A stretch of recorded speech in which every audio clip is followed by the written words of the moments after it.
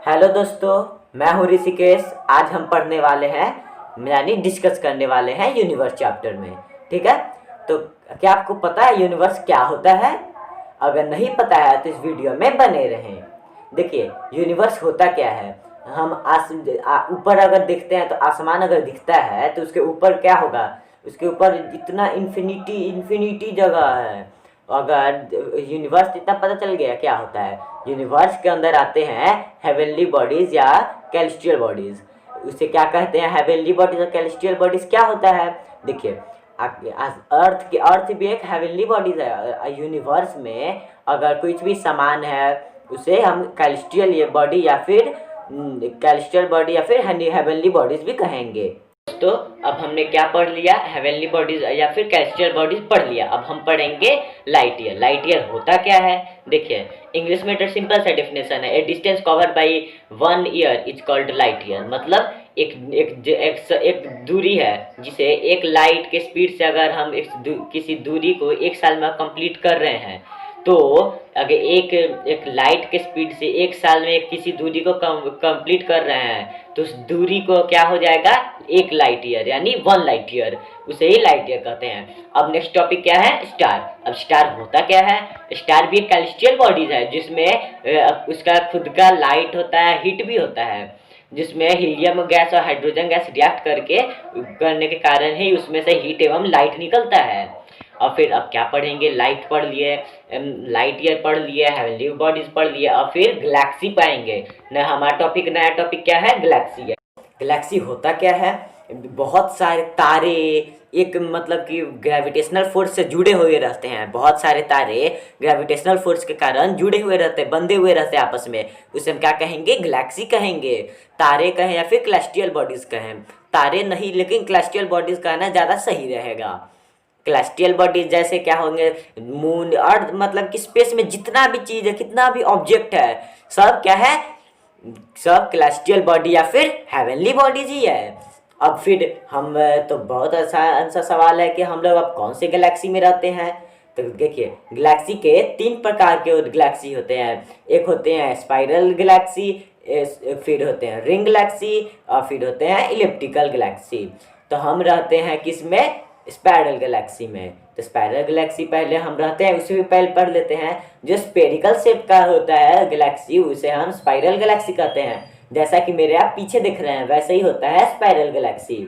और ring Galaxy में ring गोला सा रहता है, उसके बीच में एक कुछ रहता है सन, सूरज जैसा, वो जैसे आप मेरे पीछे देख रहे हैं अभी। और क्या है? Elliptical Galaxy. इलिप्टिकल गैलेक्सी में क्या होता है? वो किसी भी शेप का हो सकता है गैलेक्सी, उसे हम क्या कहेंगे? Elliptical Galaxy. तो अब हम किस में पढ़ेंगे? अब गैलेक्सी। गैलेक्सी तो हमने पढ़ लिया। क्या पढ़ा? गैलेक्सी हम पढ़ाते हैं, लेकिन याद रखिएगा स्पाइरल गैलेक्सी में रहते हैं, लेकिन हमारे गैलेक्सी का नाम क्या है? तो वो है मिल्की वे गैलेक्सी। फिर हम पढ़ेंगे अब कॉन्स्टिलेशन। कॉन्स्टिलेशन होता क्या है? एक तारे के समूह एक सही पैटर्न बनाते हैं, यानी किसी भी पैटर्न अगर कोई बना दिया, अच्छा मतलब कि पैटर्न बनाया कोई तारों के समूह, उसे हम कॉन्स्टिलेशन कहेंगे। जैसे तारों के समूह जैसे little bear, Ursa major, Ursa minor, Ursa major, वो सब होते हैं। जो बिच्छू आप देखे होंगे, तारों के समूह से बिच्छू बना रहता है, वो भी कॉन्स्टिलेशन ही होता है। दोस्तों, जैसा आप जानते हैं सप्तऋषि एक कॉन्स्टिलेशन ही है। सप्तऋषि और डिपर एक कॉन्स्टिलेशन ही है। और हम क्या पढ़ेंगे अब? Little beer. लिटिल बियर क्या होता है? लिटिल बियर के पास ना एक छोटा सा, ये लिटिल बियर मतलब हम क्या समझे? एक छोटा सा भालू, उसके भालू होता है, उसके पूंछ पे एक पॉइंटेड स्टार होता है जो सबसे ज़्यादा ब्राइटेस्ट स्टार होता है। और बिग बियर के वो सीधा होता है, एकदम सामने सामने ही होता है। बिग बियर में 2 पॉइंटेड स्टार होते हैं जो एकदम 3 के पैरेलल ही जाते हैं, तीसरे स्टार के पैरेलल ही जाते हैं। और फिर क्या पढ़ेंगे? और हम पढ़ेंगे ओरिना और स्कॉर्पियस। स्कॉर्पियस और ओरिना क्या होता है? ओरिना जो होता है एक कॉन्स्टिलेशन है जो एक हंटर का मतलब कि भेष बनाता है, हंटर का ओरिना। और स्पेरिकस होते स्कॉर्पियस होता क्या है? स्कॉर्पियस जिसे हम बिच्छू भी समझते हैं, यानी वो भी एक कॉन्स्टिलेशन है जो बिच्छू का रूप बनाता है। और क्या है, स्कॉर्पियस एक बिच्छू का रूप बनाता है, वो एक कॉन्स्टिलेशन है। और क्या है फिर ओरिना, ओरिना क्या है, एक हंटर का रूप बनाता है, उसे हम क्या कहेंगे, इसे वो भी एक कॉन्स्टिलेशन है जो हंटर का रूप बनाता है। तो अब क्या पढ़ेंगे हम, phases of moons. Phases of moons होता क्या है, यानी देखिए कभी आप आसमान में देखते होंगे तो कभी मून दिखता नहीं होगा, कभी दूसरे टाइप का, कभी थोड़ा सा दिखता होगा, कभी ज़्यादा दिखता होगा, कभी पूरा गोला दिखता होगा। तो होता है, आखिर होता है ऐसा क्यों है, जब सनलाइट पड़ता है मून पे तो कभी कभी कभी जब सनलाइट अगर पड़ा तो अर्थ के पास आया सनलाइट उसका, तब उसके पास रिफ्लेक्ट करके अर्थ के पास आता है, इसीलिए रात में मून दिखता है।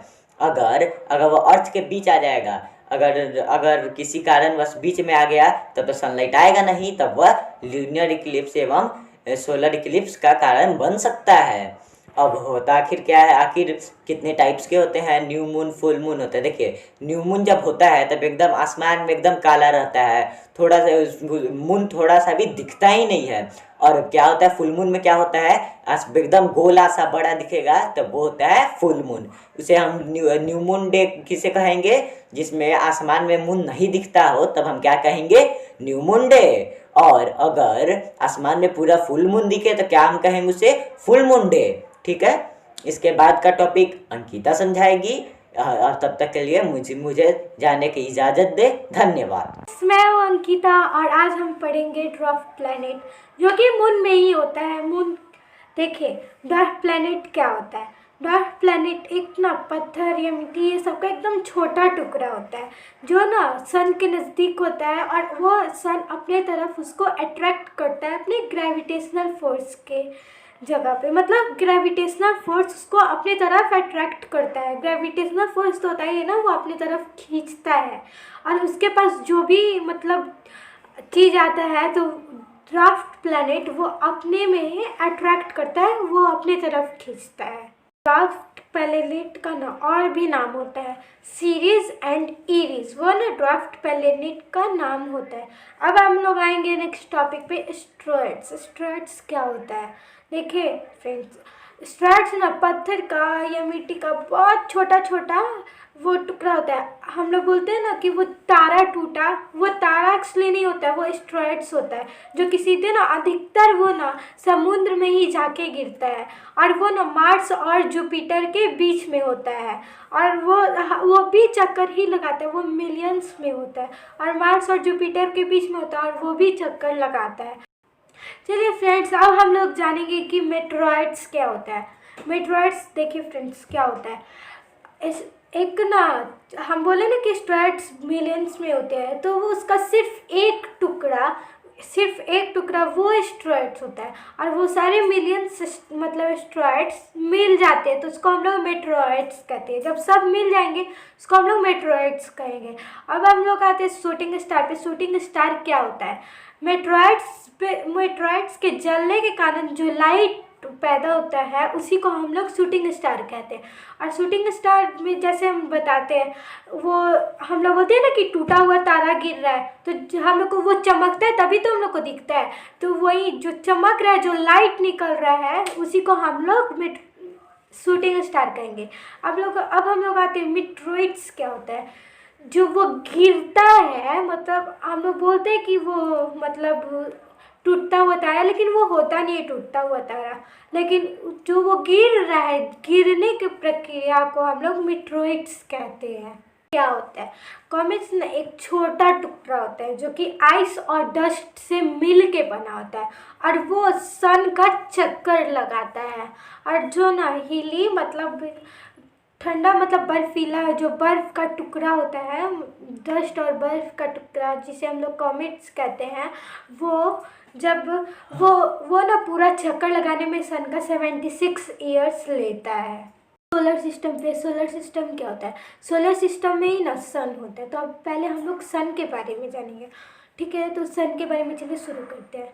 देखिए सन ना एक बहुत ही चमकीला ऑब्जेक्ट होता है, बहुत ही चमकीला, और वो ना बहुत ही भारी होता है, और वो लगभग ना वो अर्थ मतलब 3,33,000 अर्थ से भारी होता है। अर्थ 3,33,000 गुना अर्थ के मुताबिक वो बहुत ज़्यादा भारी होता है।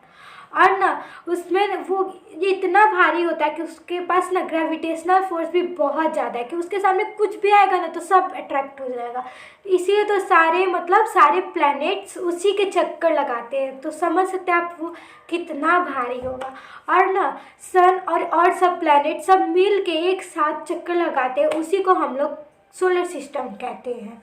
प्लैनेट्स पे आते हैं। प्लैनेट सन के बाद ना सबसे बड़ा वो जो होता है ना वो प्लैनेट्स होता है।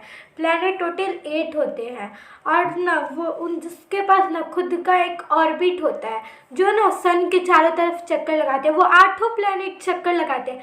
हालांकि पहले एक और था प्लूटो, जो कि ना वो उसको हम लोग क्षुद्र ग्रह बोलते हैं, जो कि वो सारे ग्रह में मतलब सबके ऑर्बिट पे वो चलते जाते हैं। वो सबके ऑर्बिट में चला जाता था, इसलिए उसको प्लैनेट से हटा दिया गया।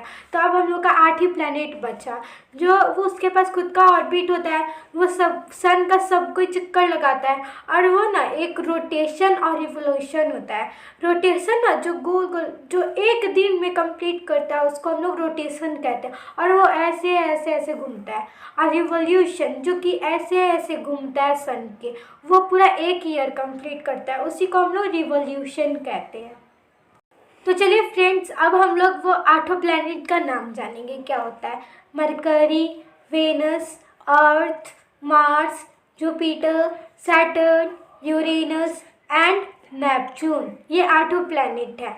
ठीक है, अब हम लोग आते हैं जो सन के एकदम नज़दीक कौन से प्लैनेट रहते हैं, तो वो 4 है, मरकरी, वेनस, अर्थ और मार्स।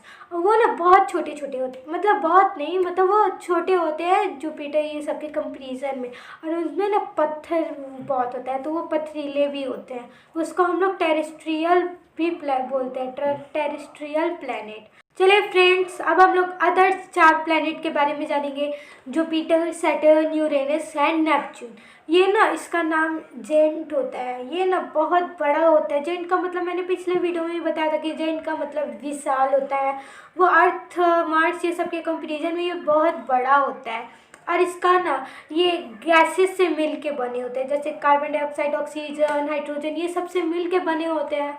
और इनका ना 2 और नाम है, गैस जेंट्स और जोवियान प्लैनेट। मरकरी क्या होता है, देखिए फ्रेंड्स, मरकरी क्या होता है। मरकरी ना सबसे छोटा प्लैनेट होता है और वो भी मतलब उसके पास भी एक एक्सिस है जो कि वो भी सन का चक्कर लगाता है। और ना वो अर्थ के मुताबिक उसका बहुत स्लो रोटेशन होता है, बहुत स्लो। और वो ना 58 टाइम्स अर्थ के मुताबिक उसका छोटा मतलब दिन होता है। 58 टाइम्स ज़्यादा बड़ा दिन होता है अर्थ के मुताबिक। और ना वो सन के सबसे नज़दीकी तारा है, मतलब उसको तारा भी बोल सकते हैं प्लैनेट को। सबसे नज़दीकी प्लैनेट है, सबसे छोटा होता है। और वो ना सबसे गर्म प्लैनेट नहीं होता है, वेनस होता है, क्योंकि वो सबसे छोटा है। अगर आप मान लीजिए कि एक छोटा आइस रख रहे हैं और एक बड़ा आइस रख रहे हैं और दोनों पे हीट दे रहे हैं, लेकिन पहले ना बड़ा वाला आइस पिघलेगा फिर छोटा वाला, क्योंकि वो छोटा है और हीट ज़्यादा ये लेगा। और उसमें उसका टेम्परेचर ऐसा होता है कि वो ज़्यादा हीट ऑब्जर्व नहीं कर सकता है मरकरी, इसीलिए वो गर्म प्लैनेट नहीं है। और ना रात के समय जब मरकरी पे रात होती है तो उसका ना टेम्परेचर -180 डिग्री सेल्सियस बढ़ जाता है रात के समय में मरकरी। हम लोग आते हैं वेनस पे, जो कि मरकरी के बाद आता है। वेनस ना मतलब सबसे ज़्यादा गर्म प्लैनेट होता है और वो चमकता भी है और उसका ना मोटा एटमॉस्फेयर होता है। और पता है उसका ना टेम्परेचर कितना होता है, 450 डिग्री सेल्सियस। तो आप समझ ही सकते हैं कि वो कितना मोटा होगा, मतलब कितना गर्म होगा। और ना उसका रोटेशन 243 डेज़ का होता है, तो ये उसका एक साल 243 डेज़ में कंप्लीट होता है। और उसको ना हम लोग मॉर्निंग स्टार, इवनिंग स्टार, अर्थ ट्विन और अर्थ सिस्टर भी बोलते हैं।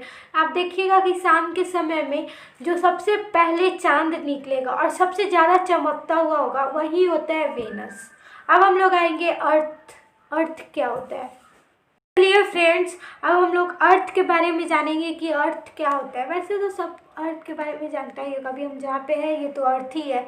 अर्थ ना ही ज़्यादा तेज़ी से घूमता है, ना ही स्लो घूमता है, ना ही बड़ा होता है, ना ही छोटा होता है।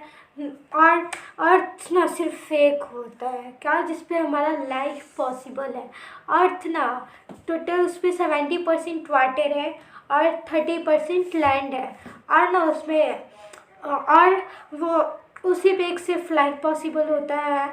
और वो ना उसका टोटल दिन होता है 24 घंटा का और 365 डेज का एक साल होता है। और 366 ईयर्स एक बार आता है जिसे हम लोग लीप ईयर कहते हैं।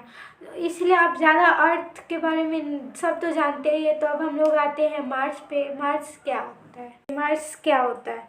मार्स ना और सब प्लेनेट में जितना इंटरेस्ट नहीं होगा ना उतना मार्स पे होगा, क्योंकि साइंटिस्ट अब सब खोज किया है कि मार्स पे वाटर मिला है। और पता है आगे जाके कि मार्स पे लाइफ भी पॉसिबल हो सकता है। मार्स का ना मिट्टी लाल कलर का होता है, इसलिए हम उसको रेड प्लैनेट कहते हैं। और बस इतना ही जानना था मार्स में। अब हम लोग आएंगे जुपिटर।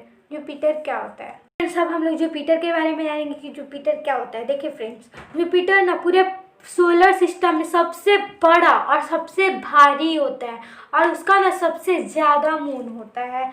टोटल 67 मून्स होते हैं। मून्स को ही सैटेलाइट कहते हैं।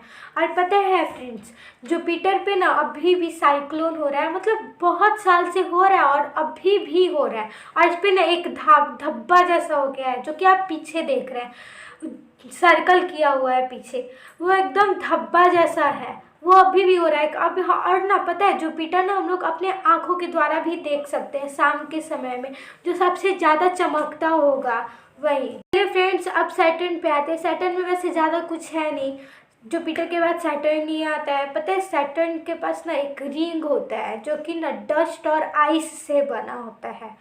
डस्ट और आइस से बना होता है। और ना वो जो रिंग है वो आइस से बना है। और ना उसके जुपिटर के बाद सैटर्न का ही सबसे ज़्यादा सैटेलाइट है। अब हम लोग आएंगे यूरेनस एंड नेपच्यून पे। फ्रेंड्स अब हम लोग नेपच्यून और यूरेनस एंड नेपच्यून पे आते हैं। वैसे इसके बारे में ज़्यादा साइंटिस्ट लोग बताए नहीं, इसलिए नहीं पता है और इसके बारे में ज़्यादा पढ़ना भी नहीं है। तो यूरेनस एंड नेपच्यून थर्ड और फोर्थ सबसे लार्जेस्ट प्लैनेट है और ये ना सबसे आखिरी में खोज किया गया था। सबसे लास्ट में ये दो प्लैनेट का खोज किया था, क्योंकि नेपच्यून बहुत ज़्यादा ठंडा प्लैनेट होता है। आपको वीडियो पसंद है तो लाइक करिए, शेयर करिए और सब्सक्राइब करिए और कमेंट भी करिए। Thank you.